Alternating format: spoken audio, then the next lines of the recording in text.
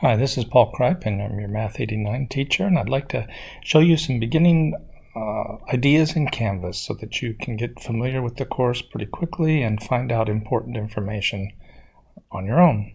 So you can get to MJC's website and click on Canvas, and this is our section number, Math 89 8778, so I'm going to click here. Now this is unpublished. I haven't published this shell yet, and I'm not under student view. And so this is kind of a slightly different view than you would see, but some of the important things are still here. So announcements, I haven't posted any announcements officially, but always read the announcements. Always read your emails. If you're not doing that, when I try to give you information and keep you up to date, you're going to be behind. You're not going to know what's going on. So you must read announcements and emails regularly as if you were really interested in it. Secondly, the syllabus is a highly underrated tool.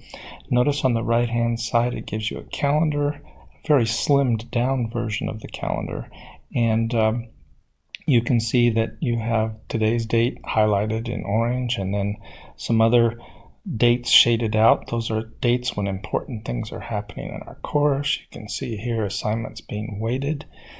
These words I've written, and they contain quite a bit of useful information that students often email me and ask me, and it is right in this syllabus. But if you scroll down, then starting with the course summary, Canvas put this together and put it on our syllabus. And this is important enough to me that I print it out and keep it in my notebook so that I can be reminded easily of when things are due and what days things are due on. But it's more than that. For instance, here it says Exam 1, Friday, September 27th. If you click on Exam 1 in the syllabus, it gives you a description of Exam 1. It gives you quite a bit of things that you might want to know, and that's very useful. It's a very handy place to find information, our syllabus. If you click on the first book assignment, B1, it gives you some information about the book assignment. In a later video, I'll describe exactly what you should do with book assignments and how you should turn them in and blah, blah, blah. But right now, just notice that the syllabus is a pretty convenient way to see all this. If you've registered for my MathLab software, and that process will be described in a later video, you could then click on this. S1, Software 1 is our first software assignment, and it'll let you start working on it almost as if you were in Canvas instead of going to my MathLab and doing it. So there's quite a bit of useful information in the syllabus, and please make use of that.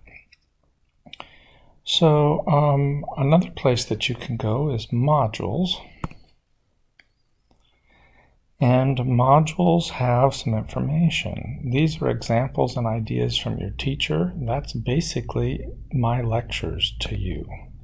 And some of them are ready to go, and some of them are not ready to go. I haven't finished this yet. This is under construction because I haven't done all the lectures for our course.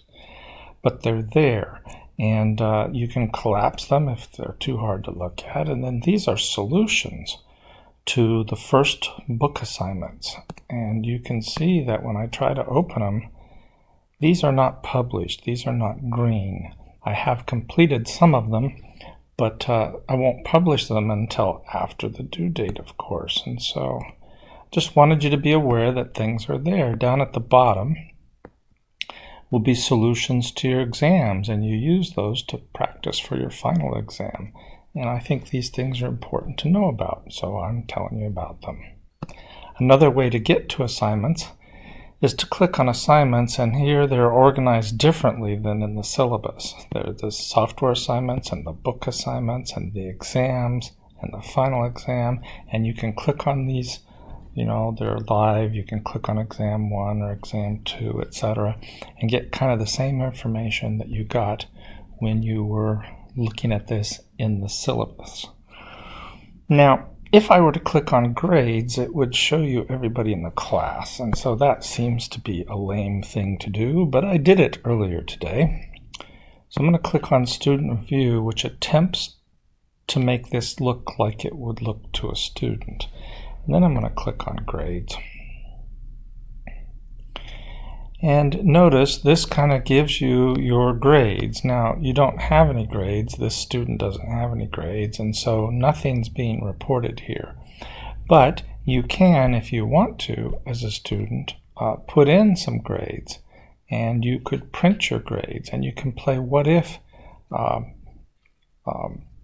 So down here, you can view your grades based on what if scores, that you know how your grades will be affected by upcoming or resubmitted assignments. You can test scores for an assignment that already includes a score, or an assignment that has not yet been graded. So you can try out your grades in advance of earning them to see what would happen.